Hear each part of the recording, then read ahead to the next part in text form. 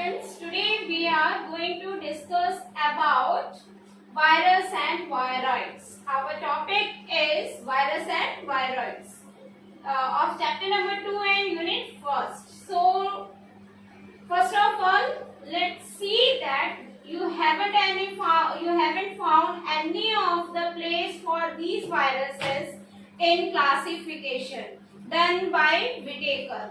In 5 kingdoms of classification or 4 kingdoms of classification or 3 kingdoms of classification, there isn't any place for these viruses.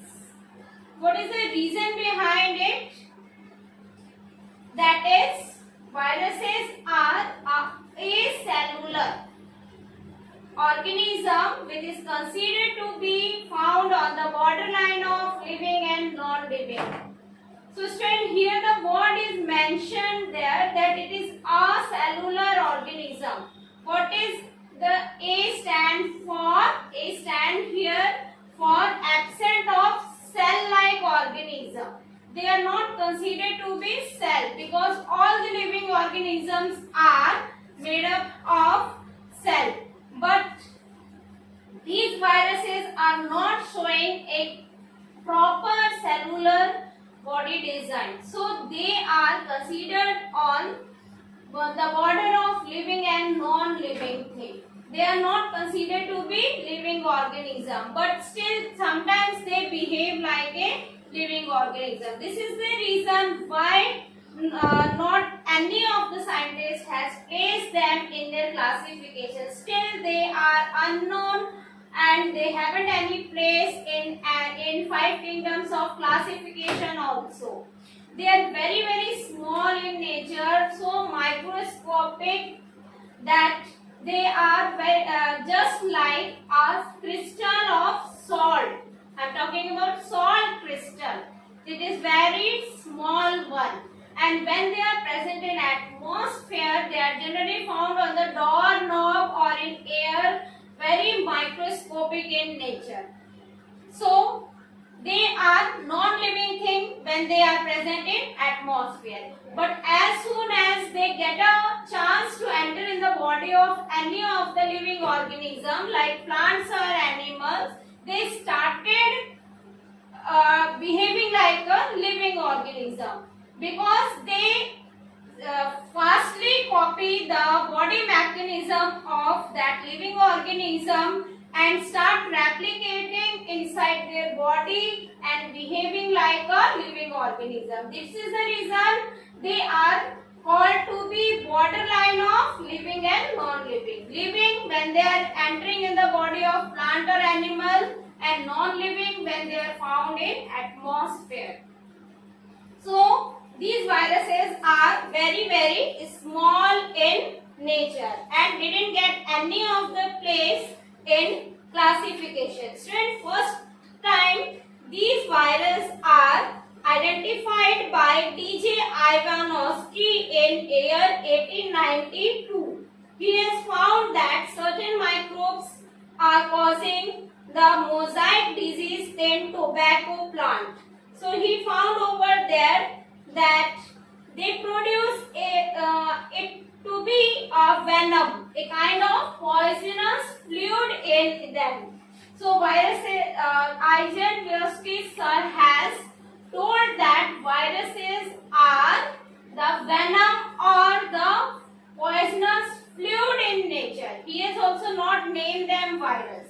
He has just simply called them venom because they behave a poisonous.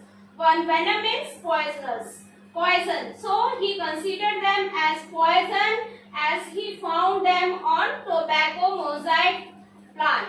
He found that because of this virus, the whole plant get infected. It destroyed the whole plantation of tobacco plant. So he named the first virus to be TMV or tobacco mosaic virus. Here is the structure of this tobacco mosaic virus, in which he has also explained that these viruses are so small that they are able to enter in the body of bacteria also. Because of this, the diagram here I have drawn is called as bacteriophage. Bacteriophage, in which the word bacteria is for the microscopic organism about which we have learned earlier, and phage means to engulf, to eat. So they are such a small and poisonous in nature that they are able to infect the bacteria also. Bacteria are already pathogenic in nature, but these creature viruses are able to infect them also. That stage is called as bacteriophage. That they are entering in the body of bacteria and infect them. So they are so dangerous in nature. They don't have any of the helpful creature. They always called to be pathogens because they always causes diseases. Whether that disease is caused in plant or in animals. So they are pathogenic in nature. So the main thing is that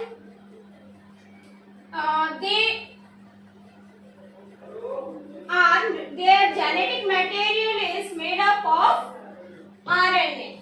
Okay, RNA stands for ribose nucleic acid, or they have the genetic material single strand DNA, deoxyribose nucleic acid. They don't have both of this protein genetic material inside their body. They have any one of it, either single stranded RNA or single stranded DNA inside their body. So these viruses also have genetic thing, because of which when they enter in the body of any of the living organism, plant or animal, they start copying their mechanism. They infect the cell and take over the machinery of the host body to replicate themselves and killing the host. So in this way they are infecting or causing their pathogenic nature in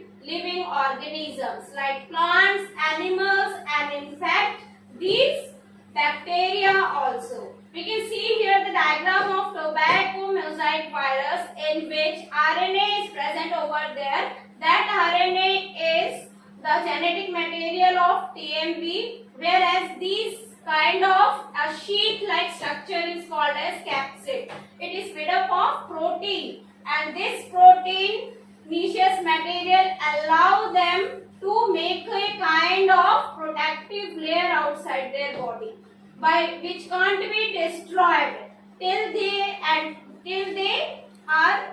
doing their life cycle. So these viruses infect in this manner. We can see in the next diagram as bacteriophage, that in this bacteriophage they are called to be infecting them as this is the head of bacteria, this is the collar, this is the proteinaceous sheath of that virus, and this is the tail fiber of that bacteria. So they enter inside their body and infect them also for causing diseases. Inside them.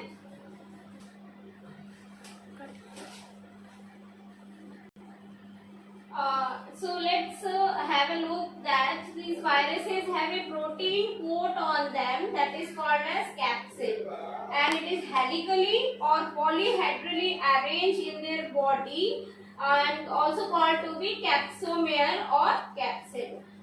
They have the genetic material inside them, either DNA or RNA. They do not consist both of these nuclear protein inside their body. They either contain single or double stranded DNA, or they contain double stranded RNA, ribose nucleic acid.